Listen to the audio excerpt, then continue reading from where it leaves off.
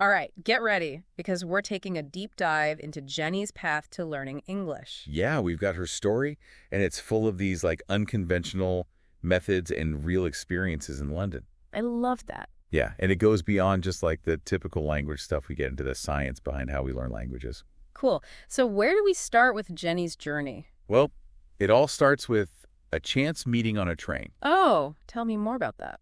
She's a beginner in English at this point and ends up talking with two English women for like 10 whole minutes. Wow, that must have taken some serious courage to just jump into a conversation like that. It did, and it really paid off for her. How so? Well, the women were so impressed with her effort that they invited her to come visit them in England. Wow, I bet that was a huge motivator to keep learning. It was, and eventually she does make it to London.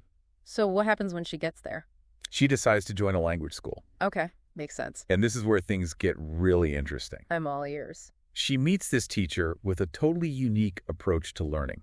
What was so unique about it? This teacher believed in learning by actually doing things, not just studying textbooks all the time. I love that kind of hands-on approach. Me too. And one of the things this teacher was a huge advocate for was reading. Reading. That's interesting. Yeah, she emphasized it as like the best way to learn new words. Really? Even better than other methods? Yeah, statistically speaking, she said it was the most effective. I'm curious to hear more about how she had her students use reading to learn. Well, she had this specific system: read at least 30 minutes every day, choose something you're actually interested in. Okay, that makes sense so far. And here's the crucial part. Look up every single word you don't know in a dictionary. Oh, that's interesting. Most people I know would just skip over those words. Right, but actively looking up a word is like so much more powerful. In what way? It's all about active learning and how our memories work. Okay, tell me more about that. Think about it. When you look up a word, you're not just seeing it, you're saying it out loud. You're visualizing the definition. You're really engaging with it on multiple levels. Exactly. And that helps it stick in your brain so much better. So it's like you're imprinting the word in your memory using different senses. That's a great way to put it. And it's not just about individual words either. What else is there? By looking up words in context, you're also picking up grammar and sentence structure without even realizing it. Oh, I see. So it's like piecing together a puzzle. You gradually learn how the language works as a whole. Right. It's all about building that framework, not just memorizing random words. That makes total sense. So Jenny takes this advice to heart and starts reading a ton. She does. And she's also determined to find a job in London to really practice her English. Yeah, that real-world experience is so valuable. Absolutely. So she heads to the job center and manages to land a job as a waitress in a cafe. That's awesome. She basically turned her job into a language lab. Exactly. And she's interacting with native speakers all day long. Perfect for practicing. So we've got the reading for vocabulary, real-life practice at the cafe, but what about pronunciation? That's a good point. And Jenny actually observed this firsthand in her language class. What do you mean? There was this student from South Korea who understood English really well but struggled with pronunciation. That must be a pretty common challenge for language learners. It is. So the teacher introduced a technique called shadowing. Shadowing. I've never heard of that. It's basically mimicking how native speakers talk. Oh, interesting. So you're like copying their sounds and rhythm. Exactly. It's like a workout for your accent. And the teacher even showed them how to do it using YouTube videos. Wait, YouTube videos? How does that work? It helps to see and hear the pronunciation at the same time. Oh, that makes sense. I can see how that would be helpful. And it's not just about mimicking sounds either. What else is there to it?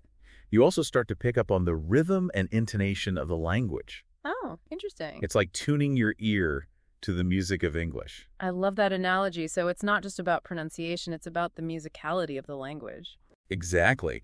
And the teacher even said that shadowing is great for presentations. Really? How so? She recommended practicing for like 10 minutes before to nail those tricky words and sound more confident. That's a great tip. I'm definitely going to try that. You should. And speaking of effective techniques, there's another student in Jenny's class, Elizabeth, who's a great example of this. What's Elizabeth's story? Well, Elizabeth speaks English beautifully. And guess what? She learned all these techniques in the same class a year earlier. Wait, so she wasn't even a student at this point? Nope. She was so inspired by the class that she kept practicing on her own. Wow, that's dedication. It is, and she focused on reading, shadowing, and get this, a technique called thinking aloud. Okay, thinking aloud. Now this I have to hear more about. I know, right? It's a pretty unique approach to language learning. Yeah, it definitely sounds like it. So Tell me more about how thinking aloud works. Basically, you just verbalize all your thoughts, but you do it in English. I could see how that could feel a little weird at first. Yeah, it might seem a little strange, even a little crazy maybe. But it works. That's what Elizabeth found. She said it was a game changer for her fluency. Okay, I'm intrigued. So how did she use this technique exactly? She started simple, like with just basic sentences, to get used to expressing herself in English. Makes sense. So then what? She gradually made things more complex, like challenging herself to think and speak in English more and more. So kind of like working out a muscle, making it stronger over time. Exactly. And of course, she hit some bumps along the way. Like what? One of the biggest challenges was simplifying her thoughts from Italian to English. Oh, yeah. I can imagine that being tough. Italian's a very expressive language. Right, it is. So she had to find ways to say what she meant in a more straightforward way in English. So how did thinking aloud help with that? It forced her to break down her thoughts and express them clearly and simply in English. So it was like a mental workout helping her bridge the gap between the two languages. Exactly. And this actually led to a breakthrough moment for Elizabeth. Oh, what happened? So she's still a beginner at this point, and she meets this Australian guy. And she's thinking aloud the whole time? Well, she decides to give it a try, and guess what? It worked. She had a conversation without getting totally lost in translation. That's exactly it. She was finally thinking in English, not translating from Italian in her head. Wow, that's a huge step, isn't it? Like when the language just clicks? It is. It's like this milestone when the language becomes part of how you think. So you're saying thinking aloud was like her secret weapon to fluency? It definitely played a big role. And the best part is she didn't just stop using it after that one conversation. What do you mean? She kept using it as a way to keep improving her English. So it's like an ongoing tool, not just a one-time fix. That's a great way to put it. And it really shows how powerful this technique can be. It's inspiring to hear that it worked so well for her. So what about Jenny? Did she try thinking aloud too after hearing Elizabeth's story? You bet she did. She was totally inspired and eager to give it a shot.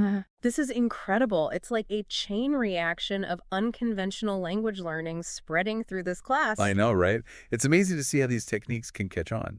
So beyond these specific methods, what are some of the big takeaways from Jenny's experience? Well, her story really highlights the power of active learning. You can't just passively absorb information. Right. You have to actually engage with the language experiment with it. And look for chances to use it in real life. That's so important, taking ownership of your learning journey. It is, and it also shows how crucial real-world practice is. Textbooks and apps are helpful, but nothing beats actually using the language. Absolutely. And of course, we can't forget about those unconventional methods like shadowing and thinking aloud. Right. Sometimes you have to step outside your comfort zone to make those breakthroughs. Exactly. But what really struck me was that advice at the end to dedicate 40 minutes a day to English. Yeah, the source material wraps up with that simple but powerful suggestion: 40 minutes for reading, listening, thinking, and speaking in English.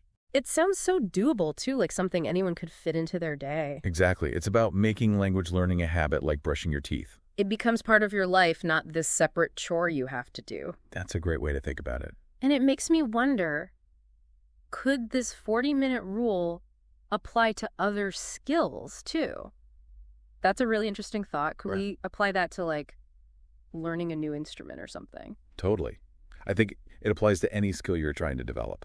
So it's not just about language learning, it's about building any kind of skill. Right. And it goes back to that idea of consistency, those small efforts adding up over time. Like how those individual words Jenny looked up led to her being able to have full conversations. Exactly. It all builds on itself. And that's what's so amazing about learning, right? It's this ongoing journey. It is.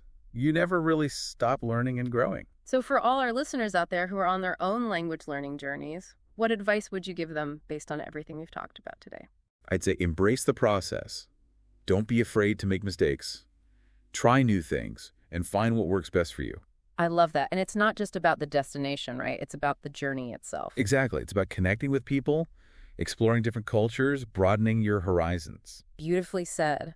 Well, that wraps up our deep dive into Jenny's inspiring journey to English fluency. We hope you enjoyed it and learned something new. And maybe even feel inspired to start your own language learning adventure. Absolutely. Until next time, happy learning, everyone.